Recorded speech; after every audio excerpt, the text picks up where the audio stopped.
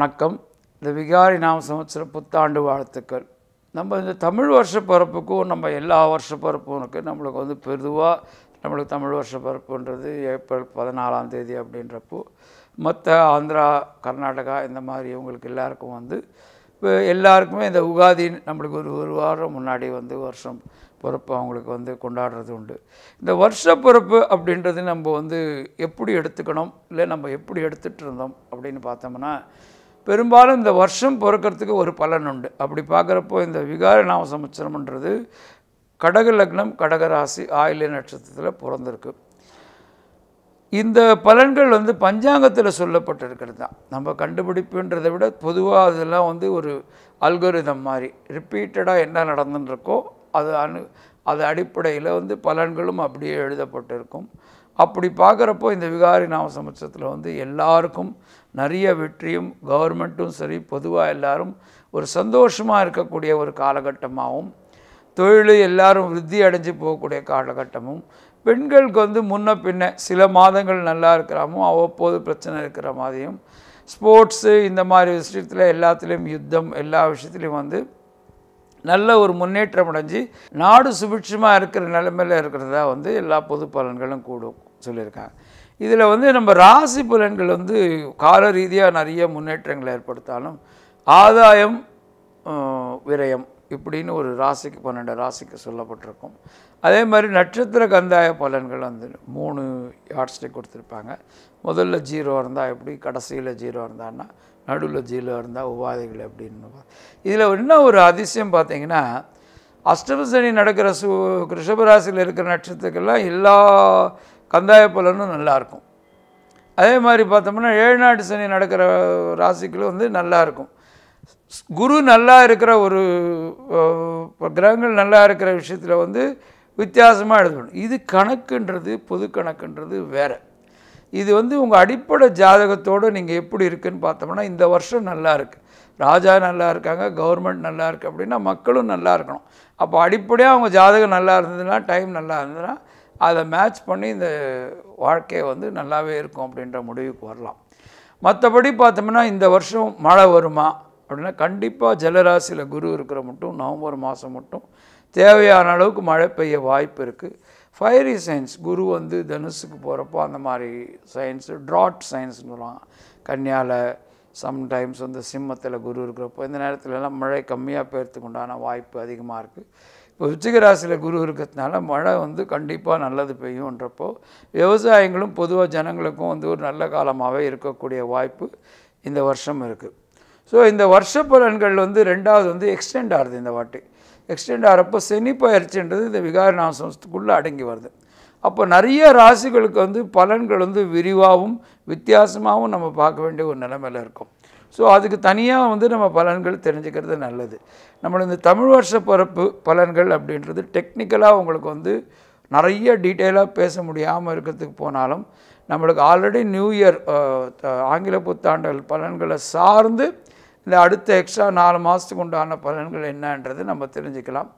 அதுக்கப்புறம் வந்து தனிப்படையாக எல்லாருமே வந்து உங்களுக்கு ஒரு சின்ன உங்களுக்கு வேண்டுகோள் என்னென்னா, உங்களுடைய பிறந்த தேதி ஊர் நேரம் இது வந்து ஸ்க்ரீனில் வர நம்பருக்கு வந்து நீங்கள் மெசேஜ் பண்ணிங்கன்னா, இல்லை பண்ணிவிட்டு ஒரு 3-4 நாள் கழிச்சு நீங்கள் கூப்பிட்டிங்கன்னா உங்களுக்கு நாங்கள் அதை பற்றி உங்கள் ஜாதகத்தை பற்றி விளக்கம் கண்டிப்பாக கொடுப்போம். அடிப்படையாக உங்கள் ஜாதகத்தை பற்றி தெரிஞ்சுக்கிறதுக்கு உங்களுக்கு ஒரு 5 நிமிஷத்துலேருந்து 10 நிமிஷத்துக்குள்ளே இருந்தால் போகும். உங்கள் ஆரோக்கியம், வருமானம், வாழ்க்கை எப்படி இருக்கும் அப்படின்றத தெரிஞ்சுக்கிற போகிறதுக்கு அந்த நிலைமை போகும். மற்றபடி ஒரு ஜோதிடரை நீங்கள் போய் சந்திக்கணும் பேசணும் அப்படின்றப்போ உங்களுக்கு பரவலாக நிறைய பேர் இருக்கிறதுனால எங்கேயாவது நீங்கள் அப்ரோச் பண்ணி முழுசாக தெரிஞ்சுக்கிறது நல்லது. இந்த வருஷம் எல்லாருக்கும் நன்மை பெற்று எல்லாரும் ஒரு சீரு செழிப்போடும் எல்லா சந்தோஷமும் பெறணும் அப்படின்றது நம்ம இலக்காக இருந்தாலும், அப்படி இருக்கிற மாதிரி பஞ்சாங்கத்தில் பலன்கள் சொல்லப்பட்டிருக்கிறதுனால எல்லா பலன்களும் நம்ம டிஸ்கஸ் பண்ணுற அளவுக்கு இருக்காது. ஏன்னா ஒரு மழையும் நல்லா பெய்யும்னு எழுதியிருக்கும், வெள்ளம் வரும் இருக்கும், வறட்சியும் இருக்கும்னு கூட எழுதியிருப்பாங்க. இந்த மாதிரி ஒவ்வொன்றும் நம்ம கிளாஸிஃபிகேஷனில் பண்ணுறதுக்கு ரொம்ப எலாபரேட்டாக இருக்கிறதுனால அடிப்படையாக க்யூரியாசிட்டி இருக்கிறவங்க வந்து ஒரு ஜென்ரலாக பஞ்சாங்கம் வாங்கி படித்தாலே உங்களுக்கு தெரியும். அடுத்தது வந்து நிறைய பத்திரிகைகளில் வந்து உங்களுக்கு ஆண்டு பலன்களை பற்றி ராசி பலன்களும் எழுதுகிறார்கள். இது எல்லாமும் பார்க்குறதுல தவறு இல்லை, எல்லாமே படிச்சுக்கலாம். ஆனால் நீங்கள் பண்ண வேண்டிய வேலை என்னென்னா, உங்களுடைய சொந்த ஜாதகத்தில் அடிப்படையாக உங்களுக்கு என்ன நேரம் எப்படி இருக்குது, என்ன பண்ணிட்டுருக்குன்னு தெரிஞ்சுக்கிட்டு இதெல்லாம் பண்ணிட்டீங்கன்னா உங்களுக்கு அதனுடைய ஒரு கிளாரிஃபிகேஷன் கிடைக்கும். இதில் இன்னொரு விஷயம் நீங்கள் எல்லாருமே புரிஞ்சுக்கணும். இந்த அஸ்ட்ராலஜி அப்படின்ற ஒரு ஜோதிடம் என்ற ஒரு விஷயமே, நீங்கள் இந்த விஷயத்து மூலியமாக உங்களுடைய நிலைமையை தெரிஞ்சுக்கிட்டு ஒன்று ஒரு கூடுதல் முயற்சியும் இல்லை ஒரு சந்தோஷமாக முயற்சி எடுக்கிறதுக்கு இது வந்து ஒரு வழிகாட்டியாக கண்டிப்பாக இருக்கும். இதை உங்களை ஆட்கொள்ளவோ ஜோதிடம் வந்து உங்களை வந்து பயன்படுத்துறதுக்கோ இல்லை கன்ஃபியூஸ் பண்ணுறதுக்கோ ஜோதிடம் எந்த காலத்திலும் சொல்லப்படுறதில்லை. அதனால் நீங்கள் எப்போ டைம் இருந்தாலும் அந்த ஸ்க்ரீனில் வர நம்பருக்கு உங்களோட டேட் ஆஃப் பர்த்தும் டைம் ஆஃப் பர்த்தும் பிளேஸ் ஆஃப் பர்த்தும் சொன்னீங்கன்னா கண்டிப்பாக உங்களுக்கு விளக்கம் கொடுக்கப்படும். இந்த மிதுன ராசிக்காரங்களுக்கு நம்ம இந்த விகாரி நாம சம்வத்சர பலன் எப்படி இருக்குதுன்னு பார்த்தோம்னா, பொதுவாக நம்மளுக்கு வந்து வருஷ பலன்கள் ஆங்கில வருஷ பலன்களை விட கூடுதலாக ஒரு 3-4 மாதம் அதிக பலன்கள் வந்து இந்த விகாரி நாம சம்வத்சரத்தில் கிடைக்கிறது. ரெண்டாவது இந்த வருஷத்தினுடைய பலன்கள் சேர்ந்து மிதுன ராசிக்காரங்களுக்கு எப்படி இருக்குது, நம்மளுக்கு வந்து இந்த வருட பலன்களுக்கு தான் இந்த வருஷ பிறப்பினுடைய முதல் சிக்னிஃபிகன்ஸ் அப்படின்வாங்க. அதனுடைய இம்பார்ட்டன்ஸ் முக்கியத்துவமே என்னென்னா, இந்த வருஷம் பிறந்ததுனால் பொதுவாக வாழ்க்கை ஜனங்களுக்கு எப்படி இருக்கும், நாடு எப்படி இருக்கும், ஊர் எப்படி இருக்கும். ஸோ நாட்டுக்கு நல்லா இருந்தால் தான் தனி மனிதர்களும் நல்லா இருக்கக்கூடிய வாய்ப்புன்றது ஒரு தர்க்க ரீதியான ஒரு முடிவாக இருந்தாலும் அது சேர்ந்து இந்த மாதம் வந்து மிதுன ராசிக்காரங்களுக்கு இந்த வருஷம் எப்படி இருக்குதுன்னு நம்ம பார்த்தோம்னா, இந்த வருஷம் வந்து மிதுன ராசிக்காரங்களுக்கு வந்து ஒரு சிறப்பான வருஷமாக அமையறதுக்கு கண்டிப்பாக வாய்ப்பு இருக்குது. ஆனால் ஏப்ரல் 22ஆம் தேதிக்கு அப்புறம் வந்து பார்த்தோம்னா, குரு வந்து அதிசாரத்தில் 7ஆம் இடத்துல இருந்த குரு வந்து விலகி 6ஆம் இடத்துக்கு போகிற காலகட்டம். பெரும்பாலும் குரு வந்து 6ஆம் இடத்துல இருக்கிற இந்த காலகட்டங்களில் வந்து நவம்பர் மாதம் மட்டும் குரு இருக்கிறதும், அப்புறம் வருஷ கடைசியில் ஜனவரி மாதத்துக்கு அப்புறம் குரு சனி அஷ்டமத்துக்கு போகிறதும் இது வந்து ஒரு நிகழ்வு. ஒரு வித்தியாசமாக மிதுன ராசிக்காரங்களுக்கு நம்ம பொது பலன்னு சொல்ல போனோம்னா, ராசி பலன் அடிப்படை ராசி பலனுடைய தியரிஸ் அதனுடைய குணங்கள் அதனுடைய தத்துவங்கள் பார்த்தோம்னா எல்லாமே நெகட்டிவாக இருக்கிற மாதிரி தெரியும்.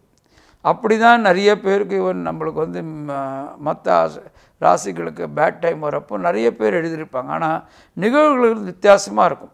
இப்போ மிதுன ராசிக்கு 6இல் குரு இருக்கிறப்போ அந்த குருவானவர் வந்து தனஸ்தானத்தை பார்க்குறதும் 12ஆம் இடத்தை பார்க்கறதுனால மிதுன ராசிக்காரங்களுக்கு பொருளாதார வரவு விஷயமாக எந்த விதமான தடையும் இந்த வருஷம் பெரும்பாலும் இருக்காது. அதுக்கப்புறம் திரும்பி நவம்பர் மாதத்துக்கு அப்புறம் 7ஆம் இடத்துல வந்து பலம் பெறுறப்போ சனியோடு இருக்கிறப்போ மிகவும் ஒரு செழிப்பான ஒரு காலகட்டமாக இருக்கும்.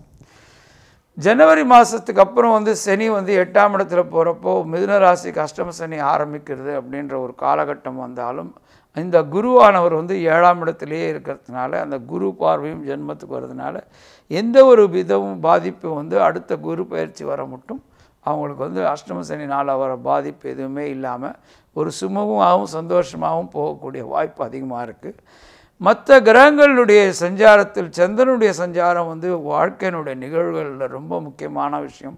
அது ஒவ்வொரு 2 நாளும் மாறின்னு இருக்கிறதுனால அதுக்குண்டான பலன்களை வந்து நீங்கள் வந்து சராசரியாக நிறைய பிரபலமான ஜோதிடர்கள் வந்து பத்திரிகைலையும் மேக்சின்ஸ்லையும் எழுதின்னு இருப்பாங்க. அந்த வார பலன்களோ ஏதோ ஏன்னா கொஞ்சம் விரிவாகவும் இருக்கும். அதை பார்த்து நீங்கள் அதிலேருந்து ஒரு ஒப்பீனியன் எடுத்துக்கலாம். இல்லைன்னா உங்களுக்கு தெரிஞ்சவங்ககிட்ட ஒரு ஜென்ரலாக ஒரு நல்ல நாள் என்ன ஏதாவது முக்கியமான காலம் பண்ணணுன்னா ஒரு பதட்டம் இல்லாமல் இந்த நாள் நான் பண்ணலாமான்றது நீங்கள் யாரையாவது ஒரு நல்ல யோசனை கேட்டுக்கலாம். அது இல்லாமல் பார்த்தோம்னா இந்த வருஷன்றது பார்த்தோம்னா ரொம்ப செழிப்பாகவும், ஏன்னா பெரும்பாலும் வந்து செவ்வாய் வந்து உங்களுக்கு 12ஆம் இடத்துலேருந்து 7ஆம் இடம் மட்டும் இந்த வருஷம் ஃபுல்லாக மூமெண்ட் இருக்கும் அடுத்த ஏப்ரல் மட்டும். அப்படி பார்க்குறப்போ செவ்வாய் வந்து பெரும்பாலும் உங்களுக்கு சாதகமாக இருக்கிற ஒரு சூழ்நிலையே இருக்கிறது. செவ்வாய் 3இல் இருக்கிறப்பவும் சரி 6ஆம் இடத்தில் இருக்கிறப்பவும் சரி மீதி நாட்களில் வந்து எல்லா விதமான ஒரு முன்னேற்றங்களுக்கும் செவ்வாயினுடைய பலன்களும் உங்களுக்கு உறுதுணையாக இருக்கும். இது மாத ரீதியாகவும் நாள் ரீதியாகவும் வித்தியாசப்படுறதுனால அந்த மாதங்கள் வரப்போ அதுக்கு உண்டான ஒரு பலன்களை நீங்கள் தனியாக தெரிஞ்சுக்கலாம். இந்த மிதுன ராசியில் பிறந்த ஸ்டூடெண்ட்ஸ்க்கும் சரி பெண்களுக்கும் இந்த வருஷம் ரொம்ப இதுவாக இருந்தாலும் கவனமாக இருக்க வேண்டியது பாதகமாக இருக்க வேண்டிய விஷயம் என்னன்னு மிதுன ராசிக்கு பாருங்கன்னா, பார்ட்னர்ஷிப்ஸு இல்லை அவங்களுடைய லைஃப் பார்ட்னர்ஸ் இவங்க கூட எல்லாம் வந்து வீண் விவாதங்களில் ஈடுபடுறதை விட கவனமாக இருந்து முன்கூட்டியே ஒரு விஷயத்தை நம்ம கணக்கு போட்டு பண்ணுறதுல நிறைய விஷயங்களை தவிர்க்கலாம். அந்த மாதிரி உறவுகள் விஷயத்துலேயும் வந்து வியாபார விஷயத்திலும் எல்லாரும் ஒரு கவனமாக இருக்க வேண்டிய ஒரு காலகட்டமாக இருக்கும். அதே நேரத்தில் கடன்கள் வாங்கும் விஷயத்துலையும் மிதுன ராசிக்காரங்க இந்த வருஷம் கொஞ்சம் காஷனாக இருந்தீங்கன்னா அதுக்கப்புறம் வந்து உங்களுக்கு என்ன இருந்தாலும் ஒரு நன்மை நடக்க வாய்ப்பு இருக்குது. பெரும்பாலும் வந்து இந்த காலகட்டத்திலேருந்தே வந்து குரு நல்லா ஒரு நவம்பர் மாதத்துக்கு அப்புறம் ஃபேவராக வரதுனால அந்த அக்டோபர் நவம்பர் மாதத்துலேருந்தே எல்லா மிதுன ராசிக்காரும் கவனத்தோடு, அதாவது முன்கூட்டி ஒரு விஷயத்தை திட்டமிட்டு பண்ணால் எந்த விதமான தடையும் இருக்காது. சூரியன், புதன், சுக்கிரன், சந்திரன் இந்த கிரகங்களுடைய மாற்றங்கள் வந்து பெரும்பாலும் ஒரு வருஷத்தில் வந்து ஒரு 12 மாதம் இருக்குன்னா அதில் வந்து ஒரு 7-8 மாதம் எல்லா ராசிங்களுக்குமே ஃபேவரபுளாகவே இருக்கும், அது உறுதுணையாகவே இருக்கும். ஸோ அந்த காலகட்டங்களுக்கு கண்டிப்பாக நிறைய ரெகுலர் ஆக்டிவிட்டீஸ் எல்லாம் பாதிக்காமல் போகும். ஸோ அடுத்த வருஷம் ஜனவரி மாதத்துக்கு அப்புறம் வந்து பார்த்தோம்னா ஓரளவுக்கு வந்து அடுத்த நவம்பர் மாதம் மட்டும் நீங்கள் நல்ல முயற்சிகளில் ஈடுபட்டாலும் அதுக்கப்புறம் ஒரு எக்ஸ்பேன்ஷன்ன்றப்போ உங்கள் சொந்த ஜாதகத்தை பார்த்து நீங்கள் எப்படி இருக்குன்னு பார்த்து பண்ணிக்கலாம். அப்படி பார்க்குறப்ப மிருகசீர்ஷ நட்சத்திரத்தில் பிறந்த வந்து மிதுன ராசிக்காரங்களுக்கு வந்து ஒரு அருமையான ஒரு காலகட்டமாக இந்த வருஷம் கண்டிப்பாக அமையும். திருவாதிரை நட்சத்திரத்தில் பிறந்தவங்களுக்கு வந்து கொஞ்சம் திருமணம் தாமதமானாலும் நவம்பர் மாதத்துக்கு அப்புறம் வந்து எல்லாருக்குமே ஒரு நல்ல நிகழ்வுகள் எல்லா திருவாதிரை நட்சத்திரத்தில் பிறந்தவங்களுக்கும் இருக்கும். புனர்பூச நட்சத்திரத்தில் பிறந்தவங்களுக்கு எல்லாமே ஒரு சிறப்பாக ஒரு அனுகூலமாக இருக்கக்கூடிய ஒரு காலகட்டமாக இந்த வருஷம் இருக்கும். இந்த காலகட்டங்களில் எல்லா மிதுன ராசியில் பிறந்தவங்களும் நல்ல ஒரு சிவபெருமான் கோயிலுக்கும் இல்லைன்னா ஒரு அம்மன் வழிபாடு பண்ணுறது நல்லது. அது வந்து தனியாக இருக்கிற நம்ம வந்து தமிழ்நாட்டில் இருக்கிற அம்மன்கள் ஃபேமஸான ஒரு அம்மன் கோயிலுக்கு சென்று வரதோ இல்லைன்னா வந்து நம்மளுக்கு சிவபெருமானோடு இருக்கிற ஒரு அம்மன் மீனாட்சி மதுரையோ இல்லைனா வந்து எந்த ஒரு கோயிலையும் போட்டு ரெகுலராக துர்க்கையும் அம்மனும் வழிபட்டு வந்துட்டு இருந்தால் எல்லா விதமான நன்மையும் கண்டிப்பாக மிதுன ராசிக்காரங்க அடையக்கூடிய வாய்ப்பு அதிகமாக இருக்குது. இந்த ப்ரோக்ராம் உங்களுக்கு பிடிச்சிருந்தா ஷேர் பண்ணுங்கள், லைக் பண்ணுங்கள். கண்டிப்பாக வந்து உங்களுக்கு என்ன எக்ஸ்ட்ரா தெரிஞ்சுக்கணுன்றதை கமெண்ட் பண்ணிங்கன்னா அது நல்லா இருக்கும். அதே நேரத்தில் கமெண்ட் பண்ணுறதை விட நீங்கள் ஸ்க்ரீனில் வர நம்பருக்கு உங்களுடைய குவாரியை ஃபோன் பண்ணி கேட்குறதோ இல்லை வந்து நீங்கள் வந்து ஒரு மெசேஜ் பண்ணிங்கன்னா ஒரு 3 நாளுக்குள்ளே 4 நாளுக்குள்ளே திரும்பி ஃபோன் பண்ணால் உங்கள் கிளாரிஃபிகேஷன் என்ன வேணுமோ அதை வந்து கண்டிப்பாக கொடுக்கறதுக்கு இருக்கும். நன்றி.